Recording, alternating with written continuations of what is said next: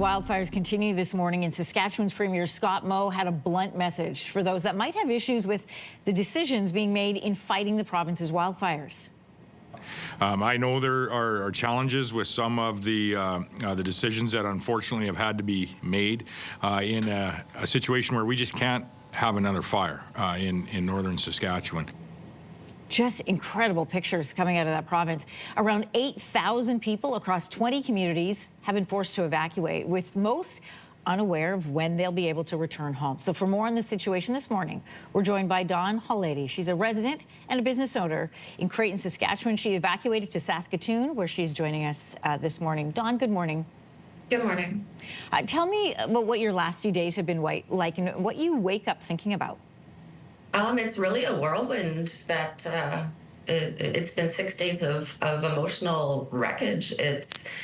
Every day is different. The time seems to be going so slow. I mean, I had to wake up for this interview this morning early, but I was already awake at 3:30. You know, any stir during the night, you're awake. The first thing you're thinking of is, you know, your friends and your colleagues and your neighbors that are back home fighting to try and save your community.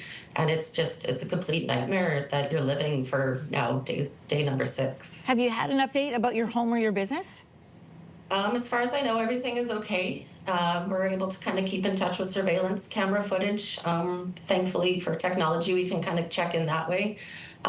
We have a few connections to some firemen back home. My husband actually has been one of the resources back home. We have a restaurant, so he's been help feeding the guys, but he did come into the city yesterday. He just needed some sleep and a little bit of a break to get away from it all. Otherwise, everything is still okay. The firemen have been completely brave and courageous, and I give them the utmost respect and commemoration for what they're doing. They've been able to keep our town safe, but unfortunately, we're a community of about 6 other divisions, spanning from Baker's Narrows all the way out to Denair Beach, and it's an ongoing battle. It's not even a fight right now. It's a battle that the wildfire and volunteer crew are experiencing right now, and there's really no end in sight. You know, you mentioned the help that your husband is offering. I wonder if you could tell Canada a little bit more about that. You own a restaurant called Chicken Chef. It's located in nearby Flin Flon, Manitoba. We have a shot of it up here. How did you use this as a central place to help those first responders who are hungry, tired, exhausted? Well, he's a town councillor for Creighton, so he did have to stay back to help organize everything behind the scenes there. So fortunately, we did have the restaurant because we were the only place that was able to actually provide food for the frontline workers. Wow. So I actually went, after I evacuated on Wednesday, I went back into the community on Thursday because he needed help. It was the town councillors in my kitchen, and I went back to help, and the feeling was fantastic, actually being able to be there and being helped be an asset, because people need to eat. This is a 24-hour fight that they're putting on without sleep.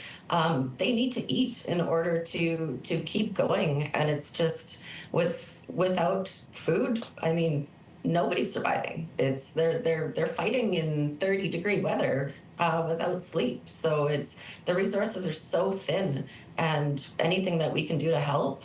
Dan's probably going to go back today. He just needed some sleep. He needed to recharge, but he's going to go back because these guys truly need him. Physically and emotionally exhausting for your family, Dawn. You know, when you went back into town, you had a chance to see sort of what was happening there. What do you feel like Creighton and nearby areas need most right now? They need help. We need the army. We need the government to realize exactly what kind of situation we are in. I don't think a lot of these politicians really understand the logistics of the North. And these are people's lives. These are people's livelihoods. This is what's happening is not good. We need any resource, and they are very thin right now. Yeah, somebody described it this weekend as basically it's like living in the forest, and it's all around. Yes. The cottage country is in really big trouble right now. There's people that are at risk of losing their homes. There has been homes already lost, and there's no end in sight without some serious help, without some big equipment. It's going to be destructive. This fire is ferocious. It is moving fast. and it's 100,000 acres that is, or hectares, that is being literally fought by volunteer crews. These guys are not trained on a wildfire this size. These guys are trained on structures. They're volunteer people. They're teachers. They're rink managers. They are mine workers. They are not equipped, nor should they even be forced to fight something like this. Dawn Halady, I want to thank you in the midst of your displacement for making time for us to let Canada know what is needed, what is happening, and also, you know, the best to you and your husband as you continue to try and support those firefighters that you were just describing. Thanks for joining us. Thank you. Thanks. If you like that video, make sure to subscribe to the Your Morning YouTube feed, where you can find all kinds of new content posted every weekday morning.